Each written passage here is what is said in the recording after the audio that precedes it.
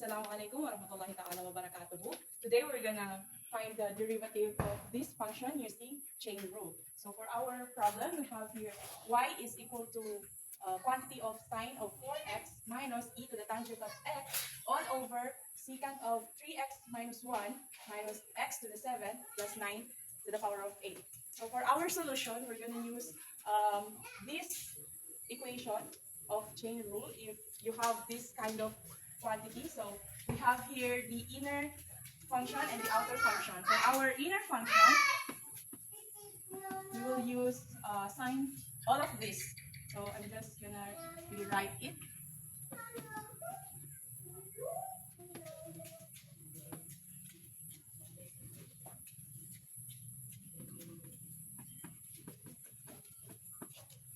X to the 7 plus 9. So for our n, we have the 8. So ngayon, meron na tayong value ng f of x. Ang hahanapin natin ngayon is f prime of x. So for us to find it, since there's a lot of things happening here in this function, gagamitin muna natin ang quotient rule. We're gonna use quotient rule.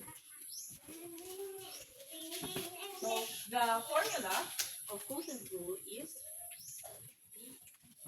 so we will use quotient rule. If we have this kind of function, which is meron tayong numerator and denominator, you can use this formula. This is also equal to g of x times f prime of x minus f of x times g prime of x all over g of x squared.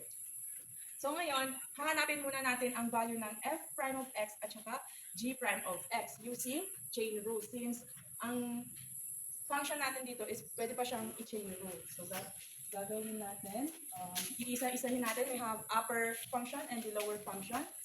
So solve muna natin ang lower function. Or the f of x. So we have here sine of 4x minus e to the tangent of x. So meron siyang two terms. So ngayon, if ganito ang ang function mo, you can use this formula. Sulat mo lang dito. With respect to x, f of g of x. Then it is also equal to times g prime of x.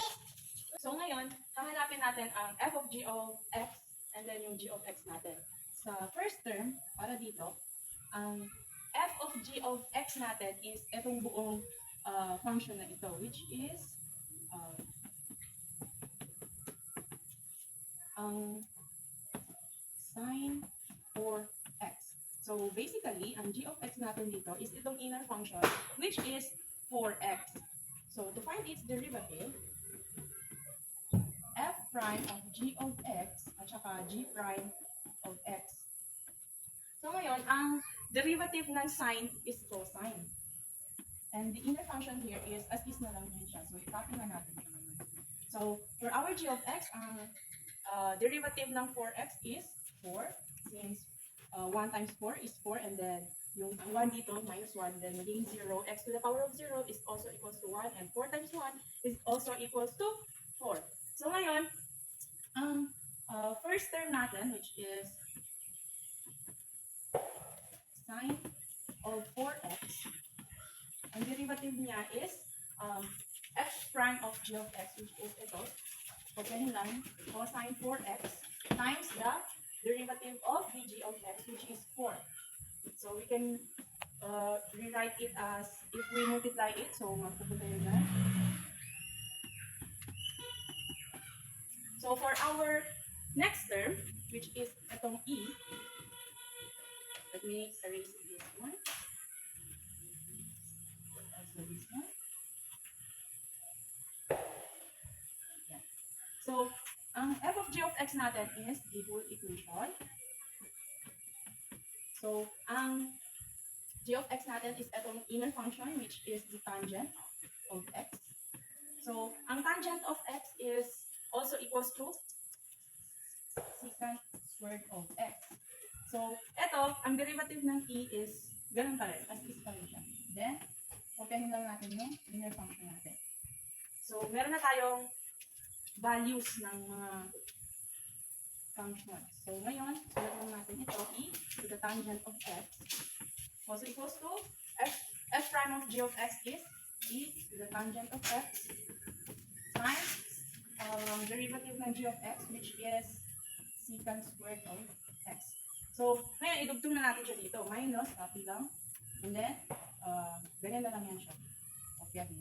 E to the tangent of x secant squared of x.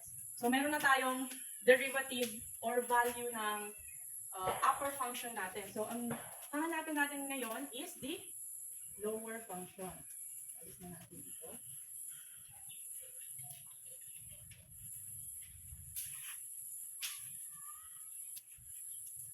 For our lower function, I know this is for upper. For our lower function,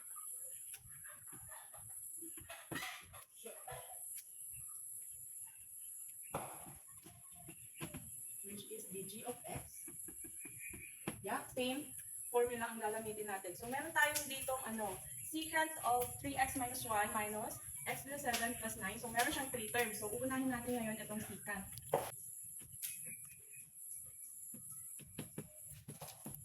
Yes. So, for our f of g of x, ito, kopyahin lang. And then, ang g of x natin is itong inner function, which is 3x minus 1. So, kukunin natin ang derivative na ngayon. Ang derivative ng secant is secant tangent. So, kunwari, meron kang secant x. So, ang derivative nun is secant x tangent x. So, ngayon, si x natin dito is ito. Assuming na it is equals to 3x minus 1. So, isulat natin dito, secant 3x minus 1, then tangent 3x minus 1. And then, ang derivative ng 3x minus 1 is 1 times 3, 3, then 1 minus 1, 0, x to the power of 0 is also equals to 1, then 3 times 1 is 3. And then, ang derivative ng 1, since constant lang siya, is 0. So, 3 na lang ang natira. So, ngayon, for our lower function,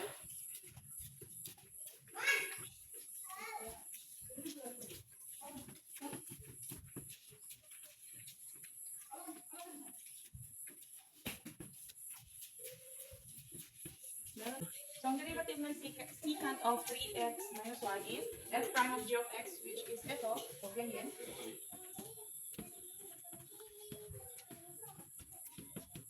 And then, yung g prime of x natin, which is 3. So, meron na siyang derivative. Ngayon, ang hahanapin naman natin is itong pang second and pang third. So, isahan na lang natin siya. Dito na lang natin siya ibalay. X to the power of 7 plus 9 is also equals to 7 times 1, 7. And then, copy ng x. 7 minus 1 is equals to 6. And then, ang derivative ng constant is always 0. So, hindi na natin siya isusulat. So, meron na tayong derivative nitong natitirang mga terms. So, pagsamahin na natin siya. Isulat lang natin ito. Secant 3x minus 1. Tangent 3x minus 1 times 3. Then, minus, here, minus, ito, 7x. So, meron na tayong derivative ng upper function and lower function. So, ngayon, magpuproceed na tayo sa quotient rule. So, let me just erase this. Oh.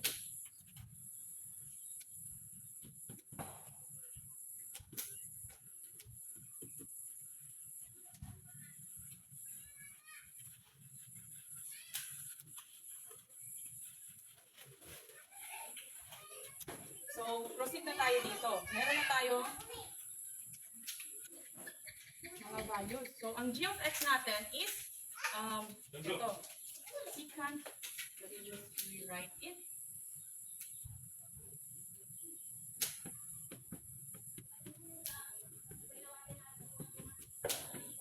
Times the f prime of x, which is etong sinolve natin kanina. So, sulat lang natin, 4 cosine of 4x minus e the tangent of x, then secant squared of x, and then minus f of x, which is ito, sine 4x minus e to the tangent of x, and then times g prime of x, which is ito.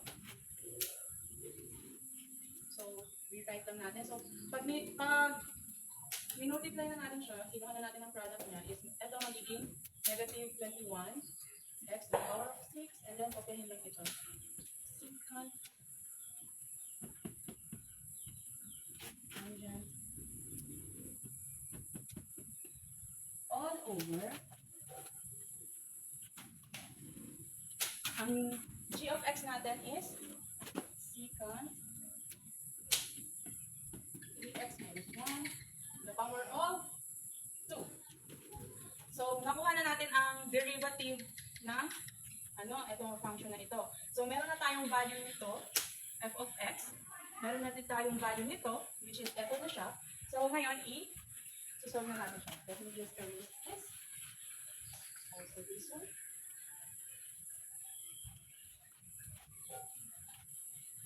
Para hindi tayo malito. So, balik tayo ngayon sa taas.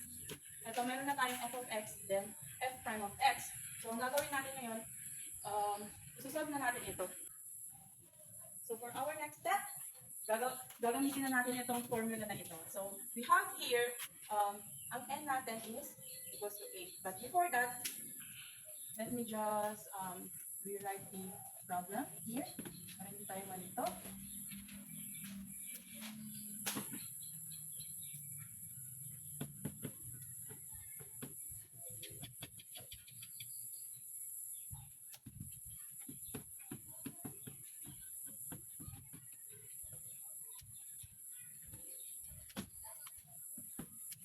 So, ang n natin is equals to 8. So, sulat natin dito, 8. And then, ang f of x natin, which is ito, then, rewrite natin dito. Sine of 4x minus e, the tangent of x, all over, secant of 8x minus 1, minus x to the power of 7, plus 9, to the power of 8, minus 1, from here, it will be 7. So ngayon, tapos na. Ito, i-rewrite na natin ito siya dito. Sine secant of 8 minus 1 x to the power of 7 plus 9. Then, 4 cosine of 4x minus e to the tangent of x. Then secant squared of x, then minus, yun lang natin sa baba, minus sine of 4x minus a to the tangent of x,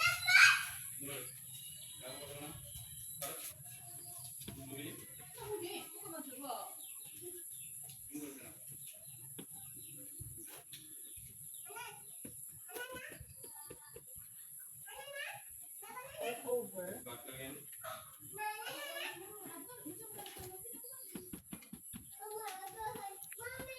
so ayan, after that pwede na natin siyang i-multiply.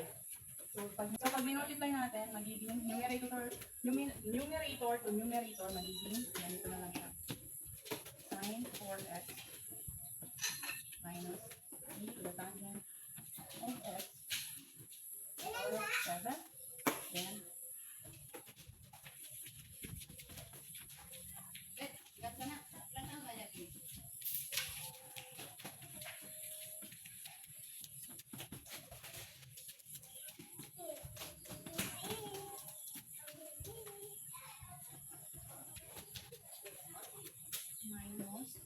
so, let's just assume na itong kasunod dito is kasunod doon.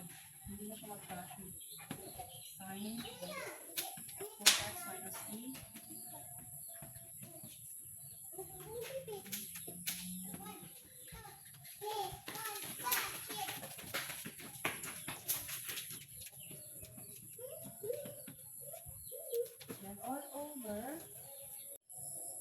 kulang siya ng dalawang terms, which is ito. Isulat lang natin siya dito. And also, dito.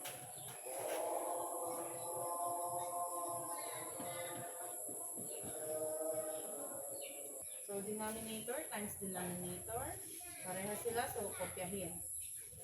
3x minus 1 minus 7 to the power of plus 9 to the power of 7 plus 2 equals to 9. So that's how we get its derivative using chain rule. I hope na may natutunan kayo for today's problem, and that's all.